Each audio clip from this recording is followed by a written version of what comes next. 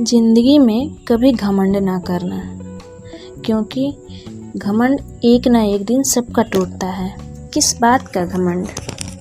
रूप का, खूबसूरती का, या अपने धन दौलत और ऐशो आराम का?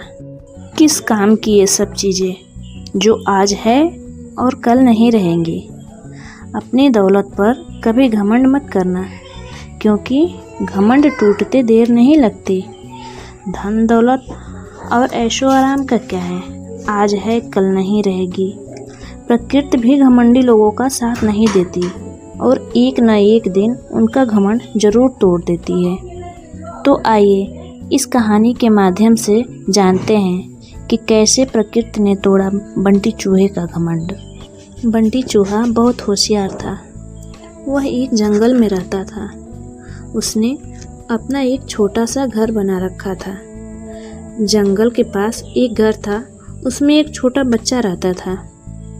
उस बच्चे के पास लॉन्ग बूट थे, लेकिन वह छोटे हो गए थे, तो उस लड़के ने उसे फेंक दिए थे।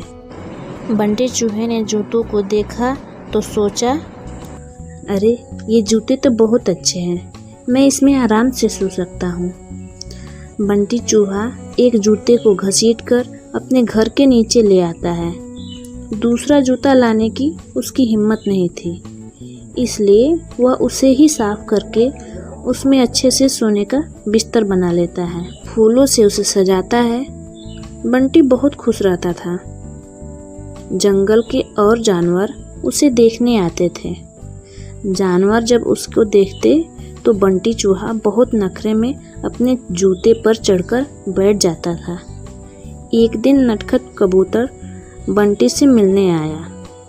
कबूतर ने कहा, बंटी भाई, बहुत सुंदर घर सजाया है और इस जूते ने तो 4 चांद लगा रखे हैं। तो बंटी चूहा ने कहा, सुन भाई, नज़र मत लगा, मैंने बहुत मुश्किल से इसे सजाया है। तुम जैसों की नज़र लगी तो यह खराब हो जाएगा। नटखट कबूतर ने कहा, भाई, मैं तो तुम्हें बधाई देने आया था, लेकिन लगता है तुम्हारा घमंड तो 7वें आसमान पर है। तब बंटी चूहा ने कहा, मुझे किसी की बधाई की ज़रूरत नहीं है।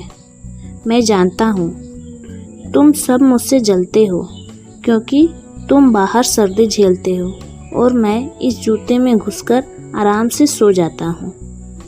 तब नटखट कबूतर बिना कुछ कहे उड़कर वापस चला जाता है। अब बंटी चूहा सारे दिन घूम कर आता, खाता और रात को अपने जूते में आकर सो जाता। धीरे धीरे जंगल के सभी जानवरों ने उससे बात करना बंद कर दिया था। अब उसका कोई दोस्त नहीं था। धीरे धीरे समय बीतने लगा। एक दिन रात के समय जंगल में तेज बारिश होने लगी। इस सब से बेखबर बंटी चूहा अपने जूते में आराम से सो रहा था। उसे बाहर के मौसम का पता नहीं लगा। बारिश का पानी बढ़ने लगा। जूते के तले में एक सुराख था, जिससे पानी जूते में भरने लगा। कुछ ही देर में बहुत सारा पानी जूते में भर गया। तभी बंटी चूहे की नींद खुली, लेकिन तब तक बहुत देर हो चुकी थी। पानी बढ़ता ही जा रहा था। उसे लगा कि अब वह मर जाएगा। बंटी चूहा जोर जोर से चिल्लाने लगा, लेकिन बारिश की तेज आवाज़ में किसी ने उसकी आवाज़ नहीं सुनी। बंटी चूहे को अपनी मौत साफ नजर आ रही थी। वह जोर जोर से उछलने लगा। उछलते उछलते वह जूते से बाहर निकलना चाह रहा था, लेकिन जूता इतना लंबा था कि वह बाहर निकल ही नहीं पा रहा था। इधर दूर एक घोंसले में नटखट कबूतर अपने बच्चों के साथ बैठा था। नटखट कबूतर, बच्चों, लगता है किसी के चिल्लाने की आवाज़ आ रही है, कोई मुसीबत में है। उसने बाहर निकल के देखा तो आवाज़ उस जूते में से आ रही थी। वह तुरंत समझ गया कि बंटी चूहा जूते में फंस गया है। नटखट कबूतर बिना देर किए किसी तरह उड़कर वहां पहुंच गया। वह जूते के ऊपर बैठ गया। उसने देखा बंटी चूहा डूब रहा है। तब बंटी चूहा ने कहा, कबूतर भाई, मुझे बचा लो, नहीं तो मैं मर जाऊंगा। तब कबूतर बोला, क्यों? तुम्हें तो इस जूते के सिवा किसी की ज़रूरत नहीं थी। तब बंटी चूहा बोला, भैया बचा लो, मैं घमंड में आ गया था।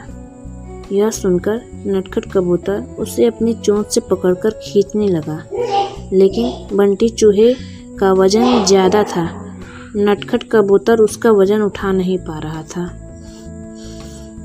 तब नटखट कबूतर ने बोला, भाई रुको, मैं अभी बाकी जानवरों को बुलाकर लाता हूँ। नटखट कबूतर जंगल में जाता है, लेकिन सभी जानवर बंटी चूहे की मदद के लिए मना कर देते हैं। तभी रास्ते में उसे कालू कौवा मिलता है। वह उसके साथ आ जाता है। दोनों मिलकर बंटी चूहे की एक एक टांग चोंच में दबाकर उड़ जाते हैं और उसे ऊपर बने घर में रख देते हैं। बंटी चूहा अपने किए पर बहुत पछताता है। अगले दिन वह जूते को खींचकर उल्टा कर देता है। उससे उसका पानी निकल जाता है। उसके बाद वह उस जूते को घसीट कर ले जाता है और नदी में फेंक देता है।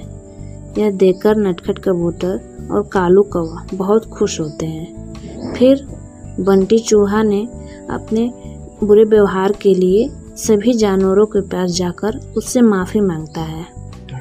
दोस्तों, आपको यह कहानी कैसी लगी कमेंट में बताएं।